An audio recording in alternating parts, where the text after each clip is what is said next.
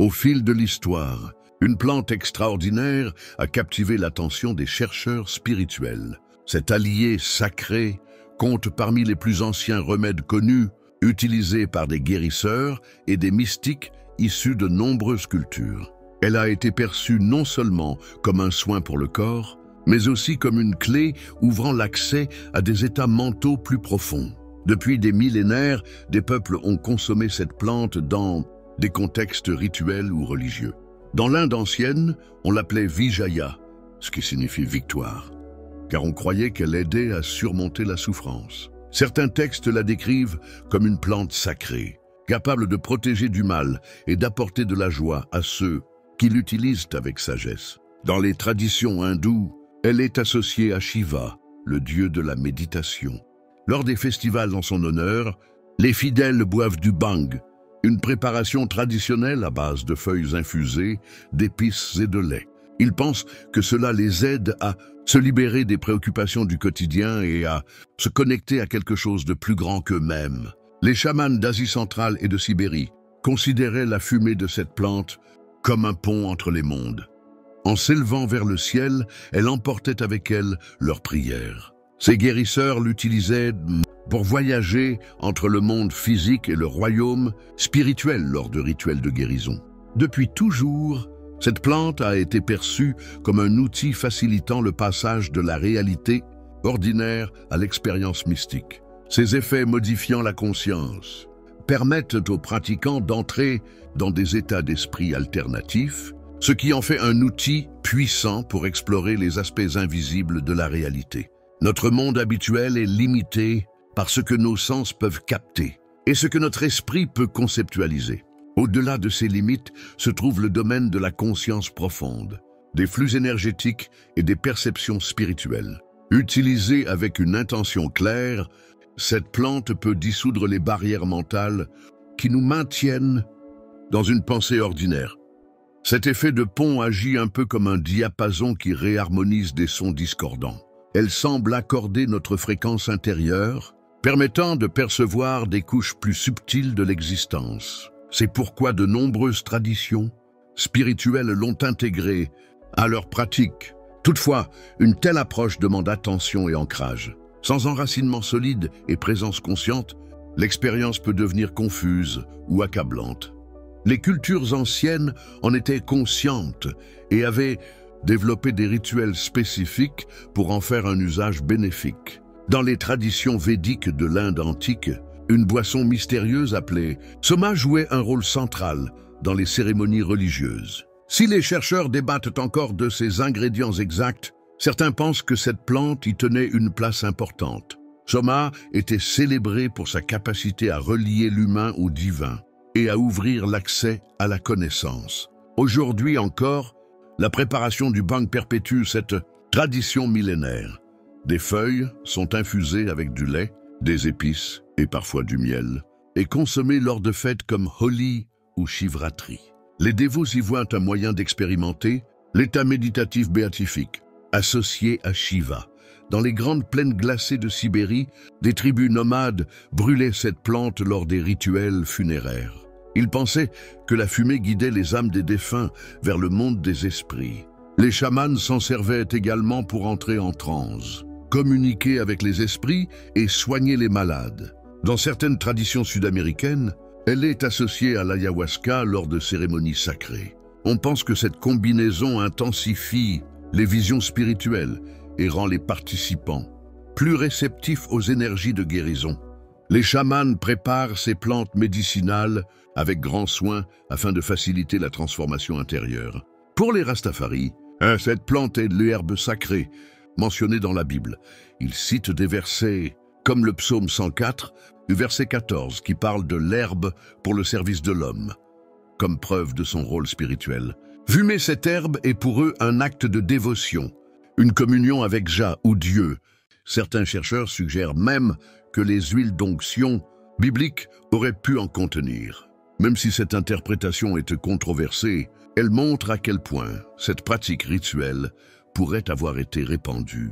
Dans de nombreuses cultures, la plante était considérée comme une messagère, porteuse de sagesse divine. Elle contient des composés actifs appelés cannabinoïdes, les deux plus connus étant le THC et le CBD. Ces éléments interagissent avec un système du corps humain appelé système endocannabinoïde qui régule l'humeur, la perception et la relation au temps. Cette interaction crée un pont unique entre le cerveau physique et la conscience. Lorsqu'elle est utilisée dans des contextes sacrés, cette plante peut ouvrir une porte vers une fréquence de conscience différente. De nombreux utilisateurs décrivent un sentiment d'unité plus profond avec tout ce qui les entoure. L'expérience inclut souvent une altération de la perception du temps. Quelques minutes peuvent sembler durer des heures, où le temps peut paraître suspendu. Cela reflète les états intemporels décrits par les méditants en absorption profonde. Dans cet espace, l'attention se porte intensément sur le moment présent. Les couleurs semblent plus vives, les sons plus profonds, et les expériences ordinaires prennent une signification nouvelle. Cette acuité sensorielle rappelle l'objectif du mystique. Percevoir le sacré dans le quotidien. Le monde ordinaire devient extraordinaire à travers ce changement de perception. La voix critique dans nos pensées s'apaise souvent sous l'effet de cet allié végétal. Ce silence temporaire de l'ego laisse place à un sentiment d'unité et d'humilité. Beaucoup rapportent se sentir partie intégrante de quelque chose de plus vaste, un aperçu de ce que les maîtres spirituels appellent le divin. Cette plante peut approfondir la méditation en apaisant le bavardage constant de l'esprit. Elle favorise la conscience du présent et permet d'explorer son univers intérieur avec plus de clarté. Cela peut conduire à des prises de conscience sur soi-même et sa place dans l'univers. Toutefois, elle ne remplace pas une discipline spirituelle assidue. Elle agit plutôt comme un catalyseur, ouvrant des portes que le chercheur doit franchir en conscience. Les révélations obtenues lors de ces états modifiés doivent être examinées avec soin et intégrées dans la vie quotidienne pour en tirer une réelle valeur. Toutes les visions ou pensées qui émergent ne sont pas des vérités spirituelles. Certaines peuvent n'être que des projections de l'inconscient ou des distorsions de la réalité. La véritable croissance spirituelle vient de la capacité à discerner la vision authentique de l'illusion et à appliquer ce qu'on a appris. Ceux qui étudient les systèmes énergétiques du corps estiment que cette plante agit sur le corps subtil, en particulier sur les centres d'énergie appelés chakras. Elle stimule souvent les chakras supérieurs liés à l'intuition et à la connexion cosmique, comme le troisième œil et le chakra couronne. Cependant, une surconsommation peut déséquilibrer le système énergétique en surexcitant les chakras supérieurs et en négligeant les chakras inférieurs, essentiels à l'ancrage et à la santé physique. C'est pourquoi les traditions insistant sur la modération et une préparation adéquate. L'énergie Kundalini, décrite comme une force puissante située à la base de la colonne vertébrale, peut parfois être activée par cette plante. Cette montée énergétique doit être abordée avec prudence, car une ascension rapide dans un corps ou un esprit non préparé peut provoquer de l'angoisse ou de l'inconfort. Cet allié naturel est utilisé depuis des siècles pour soulager la douleur. Grâce à ses propriétés anti-inflammatoires, elle est efficace contre des affections comme l'arthrite et ses effets antalgiques peuvent apaiser migraines et douleurs nerveuses. Ce soulagement physique permet aux pratiquants spirituels de se concentrer plus profondément sur leur travail intérieur. Pour ceux qui luttent contre l'anxiété, la dépression ou les traumatismes, elle peut offrir un répit temporaire en calmant le système nerveux. Cela ouvre un espace propice à la guérison et à l'introspection.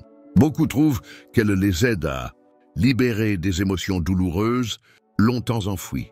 Des études suggèrent qu'elle favorise la neuroplasticité, la capacité du cerveau à créer de nouvelles connexions. Cela la rend utile dans l'exploration créative, la résolution de problèmes et les révélations spirituelles. De nouvelles perspectives surgissent, souvent quand les schémas mentaux rigides sont momentanément mis en veille. En adoucissant les limites de la perception, elle encourage un sentiment d'unité avec les autres et avec la nature. Cette conscience élargie permet de ressentir l'interconnexion de toute vie, un fondement de nombreuses traditions spirituelles. L'empathie et la compassion qui émergent fréquemment sont des qualités essentielles à l'éveil spirituel. Elles alignent l'individu sur des fréquences plus élevées d'amour et de compréhension, favorisant des relations harmonieuses avec autrui et l'environnement. Malgré ses vertus, cette plante comporte aussi des pièges. Elle est souvent utilisée pour apaiser douleurs émotionnelles ou physiques, ce qui peut devenir problématique. En anesthésiant l'inconfort, certains évitent de confronter leurs blessures profondes, retardant ainsi la véritable transformation. Il arrive aussi que certains l'utilisent pour se donner l'illusion d'un progrès spirituel, contournant le travail intérieur nécessaire, introspection, discipline, guérison. Faire face à ces ombres, ce qu'on appelle parfois le travail de l'ombre, est essentiel à toute transformation durable, mais cela peut être esquivé par l'évasion. Si cette plante peut ouvrir temporairement l'accès à des états supérieurs de conscience, l'utiliser comme échappatoire mène à la stagnation.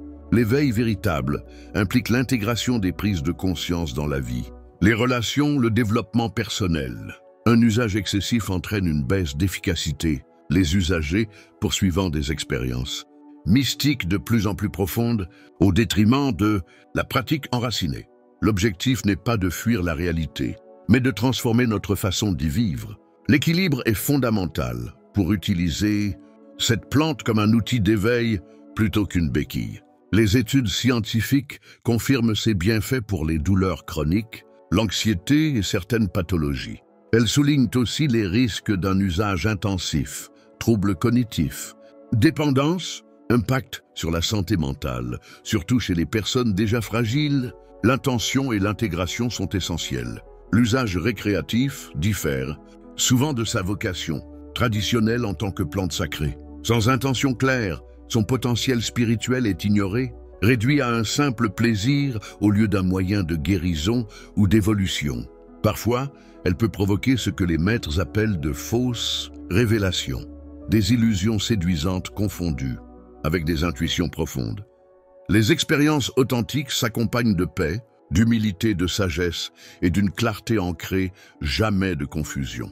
L'esprit non entraîné peine à distinguer entre perception juste et projection mentale. Cette plante peut amplifier autant la sagesse que l'illusion, d'où l'importance du discernement. C'est pourquoi de nombreuses traditions insistant sur la présence de guides expérimentés lors des rituels sacrés. Les enseignements mystiques soulignent l'importance de l'intégration, faire descendre les révélations dans la vie concrète. Sans cette étape cruciale, la plante devient une échappatoire temporaire plutôt qu'un maître transformateur, et ses bienfaits restent en grande partie inexplorés. Du point de vue du yoga et des pratiques énergétiques, elle interagit avec le corps subtil de manière très spécifique. Beaucoup rapportent une intuition accrue et des visions, suggérant l'activation du chakra du troisième œil. D'autres ressentent une expansion du cœur, avec un flot de compassion et d'empathie. L'usage conscient de certaines plantes commence bien avant la consommation.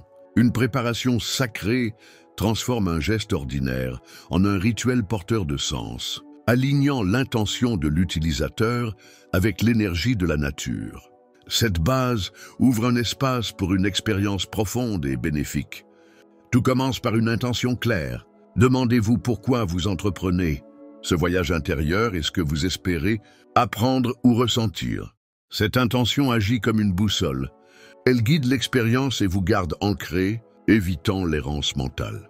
Dans de nombreuses cultures traditionnelles, certaines herbes sont considérées comme des alliés sacrés et non comme de simples substances. Avant toute pratique, prenez le temps de tenir la plante dans vos mains, d'exprimer de la gratitude et de lui demander silencieusement guidance et clarté. Certains chantent, prient ou méditent pour charger cet allié d'une énergie positive. Créer un espace sacré renforce l'expérience. Vous pouvez inclure des objets symboliques comme des cristaux, de l'encens ou un petit autel. Ces éléments instaurent une atmosphère de respect et concentrent l'attention. L'environnement doit être propre, apaisant et sans perturbation. Le lieu influence profondément la qualité de l'expérience. Choisissez un endroit calme, en pleine nature ou dans un espace intérieur paisible. Réduisez les distractions, comme les téléphones ou les bruits brusques. Une musique douce ou le silence complet peuvent soutenir votre concentration, selon vos préférences. Ce type de plante est un outil puissant qui exige un usage respectueux. Ses bienfaits dépendent de la modération consciente et d'un certain niveau de présence intérieure. Une utilisation excessive peut conduire à une forme d'engourdissement spirituel et affaiblir peu à peu l'efficacité de l'expérience. Moins est souvent plus. Une petite dose peut ouvrir la conscience tout en préservant la lucidité. À l'inverse, un excès risque de submerger l'esprit de bruits mentaux inutiles. Trouver la dose minimale efficace est la clé d'expériences bénéfiques, car le but ultime de tout état modifié est la transformation. Les prises de conscience obtenues n'ont de valeur que si elles sont intégrées à la vie quotidienne.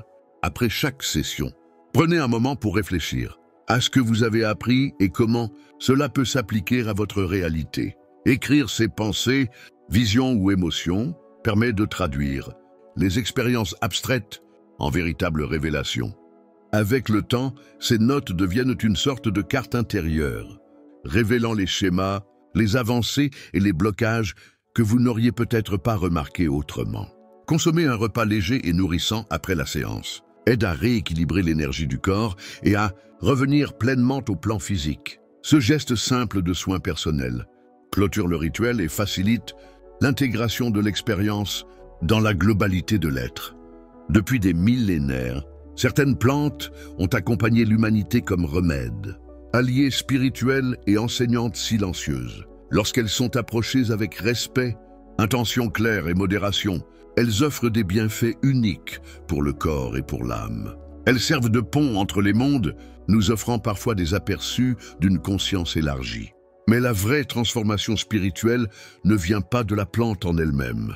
Elle naît de notre engagement à apprendre des expériences qu'elle facilite. Les perceptions temporaires doivent devenir une sagesse durable à travers la réflexion, l'intégration et une pratique constante dans notre vie quotidienne.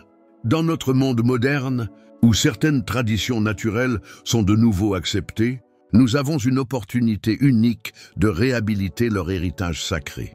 En alliant la sagesse ancienne à la compréhension contemporaine, nous pouvons créer des approches équilibrées, qui honorent pleinement le potentiel de ses alliés tout en évitant les pièges. Qu'elles soient utilisées pour guérir, créer ou explorer notre intériorité, cette plante nous rappelle que les frontières entre le visible et l'invisible sont bien plus fines que ce que l'on imagine. En nous engageant consciemment avec cet ancien compagnon, nous pouvons peut-être retrouver ce savoir ancien qui nous relie à la fois à la terre et aux étoiles. Si ce message a résonné en vous d'une manière ou d'une autre, rappelez-vous, la conscience est un choix. Abonnez-vous à la chaîne, activez les notifications et partagez cette vidéo avec quelqu'un qui a besoin de l'entendre. À bientôt pour un prochain voyage.